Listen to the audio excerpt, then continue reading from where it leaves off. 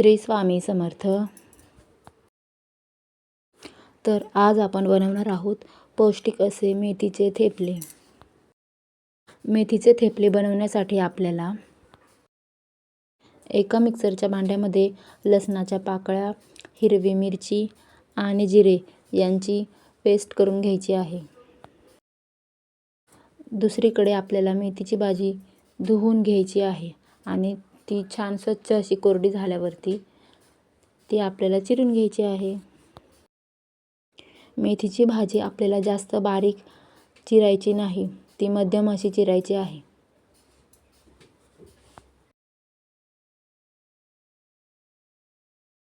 थोडी थोडी करून आपल्याला सगळी मेथीची भाजी चिरून घ्यायची आहे. मेथीची भाजी धुवून झाल्यावरती ती एका स्वच्छ कपड्यात कोरडी करून घ्यायची आहे.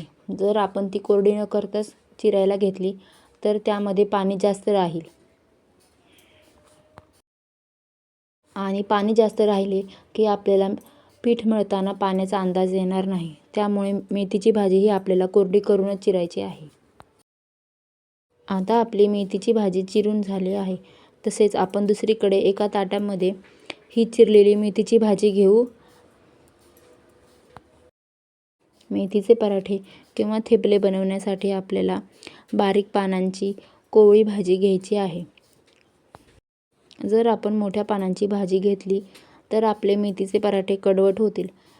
त्यामुळे बारीक पानांचीच भाजी घ्यायची. आता आपण मेथीच्या भाजीमध्ये बारीक चिरलेली कोथिंबीर टाकून घेणार आहोत. कोथिंबीरीबरोबरच आपण अंदाजानुसार मीठ टाकून घेणार आहोत. मीठ टाकून झाले की आपण त्यामध्ये चिमूटभर हळद टाकून घेणार आहोत.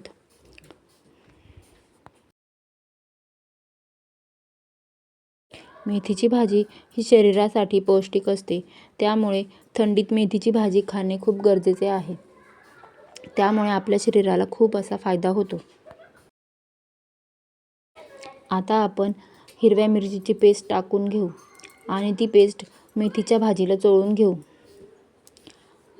आता आपण त्यामध्ये गव्हाचे पीठ चाळून घेऊ. गव्हाचे पीठ आपल्याला अंदाजानुसार घ्यायचे आहे. मेथीच्या भाजीत पुरेल इतकेच गव्हाचे पीठ आपल्याला घ्यायचे आहे. सुरुवातीला पाणी न टाकताच आपल्याला हे पीठ मळून घ्यायचे आहे. जशी गरज लागेल तसे आपल्याला थोडे थोडे पाणी टाकून हे मिश्रण घट्टसर मळून घ्यायचे आहे. आपले पराठ्याचे पीठ आपल्याला घट्टसर हवे आहे. त्यामुळे अशी काळजी घेऊनच आपल्याला पाणी ओतायचे आहे. आता आपले पीठ छान असे मळून झाले आहे. तुम्ही बघू शकता आपले पीठ कसे घट्टसर झाले आहे.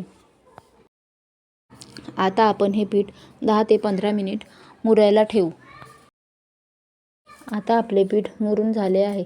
पीठ मुरून झाले की त्याचा एक लहानसा गोळा घेऊन त्याला चपातीसारखा लाटून मध्ये तेलाचा हात लावणार आहोत. पराठ्याला मध्ये तेल लावल्याने आपले पराठे मऊ होतात.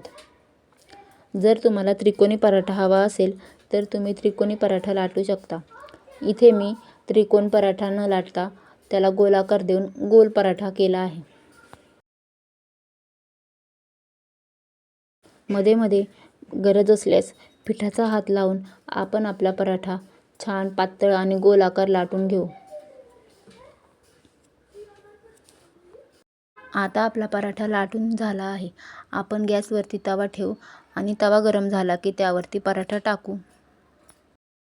पराठा आपल्याला तेल किंवा तुपावरती भाजायचा आहे. तूप लावल्याने आपला पराठा नरम आणि मऊ राहील. आता आपला पराठा तयार झाला आहे. तुम्ही सॉस किंवा दही सोबत खाऊ शकता. रेसिपी आवडल्यास लाईक करा. Thanks for watching.